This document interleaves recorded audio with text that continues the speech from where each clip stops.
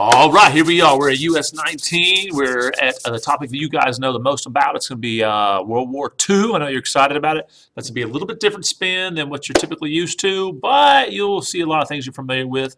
And that is going to be that we're going to focus on the United States in World War II and not on the European side of it. But you can't help it, hit some of it. But before we get into it, we're going to be introduced to a man. Here he is, Mr. A. Philip Randolph, and what he's going to deal with. These are the only two things going to be in this first part. We'll have three parts to this. So sign in, have a good time, and let's get this started. So have your pens ready. Have your papers ready. Let's get into US19. Here we go. 5, 4, 3, 2, 1. That's right. All right. So we're at US Standard 19, and the titles of it are or the question you need to be answering is, what were the origins? That's the beginnings. Major developments. You'll be familiar with things like Pearl Harbor. And the domestic impact. That means the things at home. What's the impact inside of our country of World War II? Especially, now here, watch this. After World War II, there's going to be the federal government is going to grow in a huge way, especially the power or the growth of the federal government. All right, let's get into this.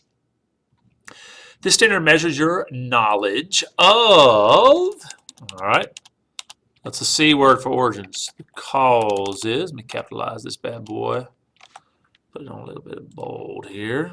Causes of World War II, its course from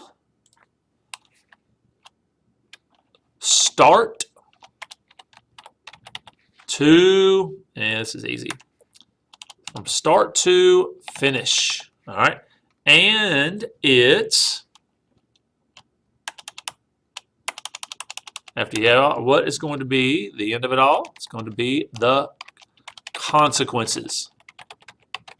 And the consequences of World War II. So, all right, World War II was the culminating event in the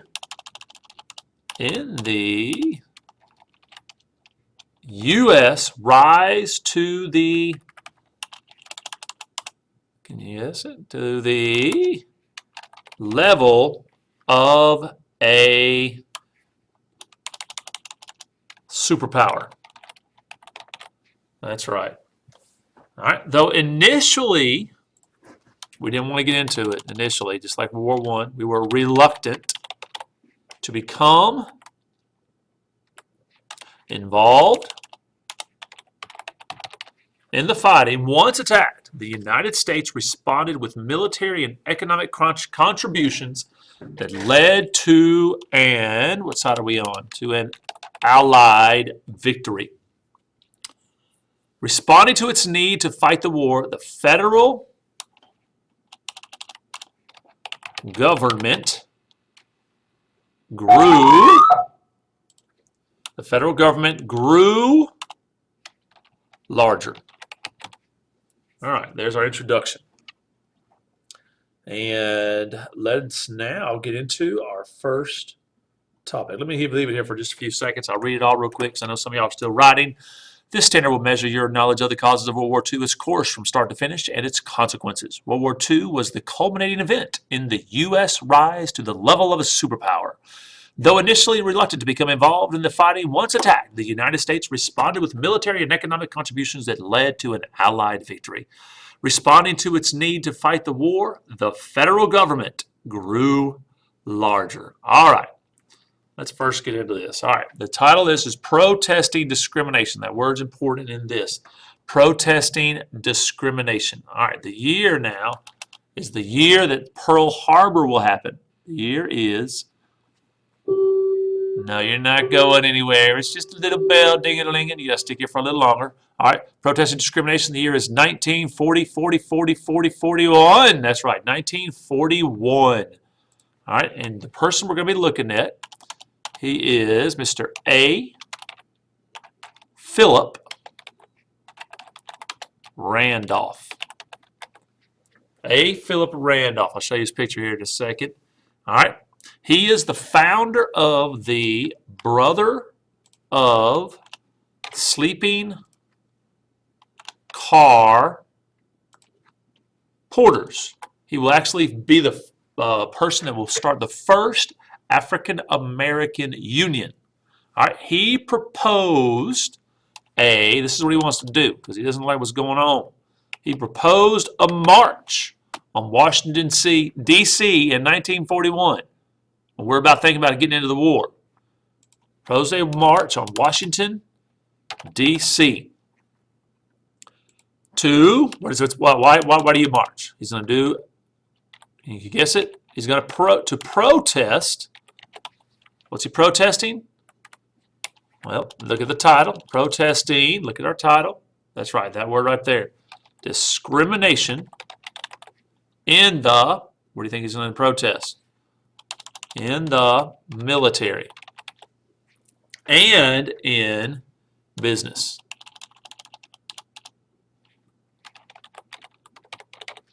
All right. He called on, this is what he does, he calls on African Americans from all over the United States to come to Washington and join him. Now think about that. It's 1941.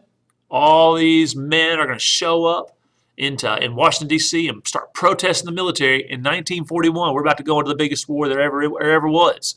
All right. President Roosevelt, or it's FDR actually, FDR, all right, afraid the march might cause, what do you think it's going to cause? Afraid the march might cause unrest. It's just unrest and confusion. Unrest among, who would it be probably? Unrest among whites is what he's worried about. He summoned Randolph to the, now where would he be? He tried to get A. Philip Randolph to the White House and asked him to call off the march. That makes sense. Hey, bud, you're fixing to cause a lot of problems here. The President of the United States, please don't do this right now. Hold your march off until after, it's going to be a more peaceful time. When Randolph, check what he did. A. Philip Randolph, he told the president, no, he refused. Roosevelt then did the only thing he could do. He issued an executive order calling on employers and labor unions to stop discrimination in hiring practices in industries related to defense. As a result of Roosevelt's actions, the march was canceled. Now the story doesn't really stop right there because there is not complete integration of the military for blacks quite yet after this. After FDR is going to die, Harry Truman will take over. A. Philip Randolph will continue this policy of trying to desegregate the military and businesses. And under Harry Truman, he will officially end discrimination in the military. That's right. All right, let me introduce you to him real quick. So here we go. So why did A. Philip Randolph want to march on Washington? To protest discrimination. That's right. The word is discrimination in the military. Here's A. Philip Randolph. All right. Did the march on Washington happen? No, it never did. Because FDR, he will issue the executive order ending discrimination in hiring practices in businesses and in the military. All right. So now let's take you over to this. This is kind of neat. I found something you might like. Here's A. Philip Randolph. Give you a little insight to him. Check out his words. He said this: we must develop huge demonstrations because the world is used to big dramatic affairs. They think in terms of hundreds of thousands and millions and billions. Billions of dollars are appropriated at the twinkling of an eye. Nothing little counts. So that's why he proposed a big march on Washington to make change is in America. All right, y'all. There's A. Philip